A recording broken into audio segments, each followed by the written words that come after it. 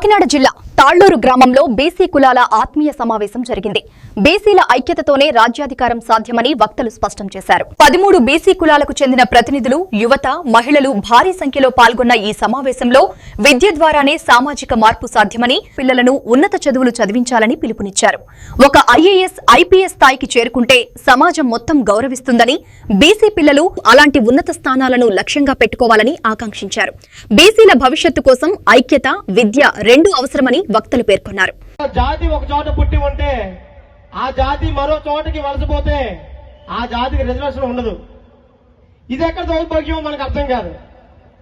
ఒక జాతిలో పుట్టి ఆ ప్రాంతం నుంచి వేరొక అదే రాష్ట్రంలో వేరే ప్రాంతానికి పోతే వాడికి రిజర్వేషన్ ఉండదంట.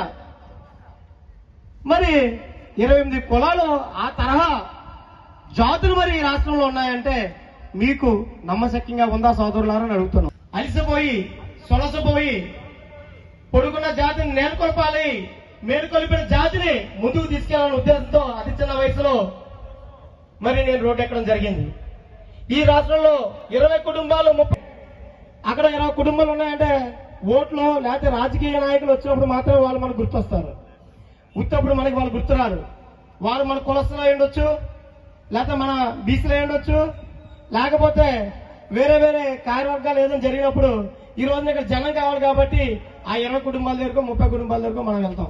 మనం చేసే పని మార్చుకుని ఎక్కువ డబ్బులు ఎక్కడొస్తాయో చూసుకుని అక్కడ వర్క్ చేసి సంపాదనలో మనం మెరుగుపడితే ఏ రాజకీయ పార్టీ అయినా సరే మన కాళ్ళ దగ్గరకు వస్తుందని ఈ సందర్భంగా తెలియజేసుకుంటున్నాను. అదేవిధంగా విద్యా ఉద్యోగాల్లో కూడా ఎన్నో రిజర్వేషన్లు ఉన్నాయి. వాటి మీద దృష్టి పెట్టి వాటిని ఉపయోగించుకోవాల్సిన అవసరం కూడా ఎంతైనా ఉంది. అదేవిధంగా ప్రతి వ్యక్తి కూడా బిజినెస్ చేయాలి. బిజినెస్ చేస్తేనే ఆర్థికంగా అభివృద్ధి చెందడానికి ఎక్కువ అవకాశాలు ఉంటాయని కూడా ఈ సందర్భంగా తెలియజేస్తున్నాం. ఎప్పుడు మీకు అందరికీ అందుబాటులో జగ్గంపేటలో ఉంటానని, అదేవిధంగా మన బీసీలకి సంబంధించి జగ్గంపేటలో ఆఫీసు ఉందని తెలియజేసుకుంటున్నాను.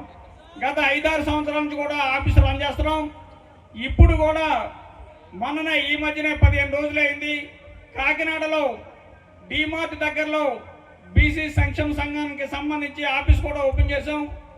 ఎప్పుడు ఎవరికి ఏది అవసరం వచ్చినా మీ అందరికీ కూడా మేము అందుబాటులో ఉంటామని, ప్రతి విషయంలో కూడా మీకు చేదోడు ఓదోడుగా ఉంటామని ఈ సందర్భంగా తెలియజేసుకుంటూ ఈ అవకాశం ఇచ్చినందుకు నా యొక్క హృదయపూర్వక నమస్కారాలు తెలియజేసుకుంటూ సెలవు తీసుకుంటున్నాను సోదరుల. పేరు పేరున నా యొక్క ధన్యవాదాలు తెలియజేస్తూ, ముఖ్యంగా ఈ తాళ్లూరు గ్రామంలో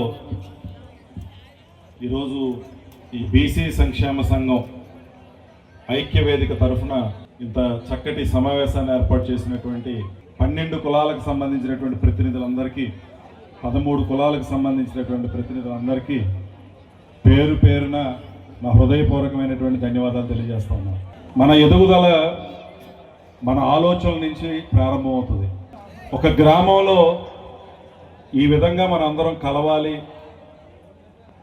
మన హక్కుల కోసం పోరాటం చేయాలి అనేటువంటి ఆలోచన రావడం నిజంగా అభినందించదగినటువంటి విషయం.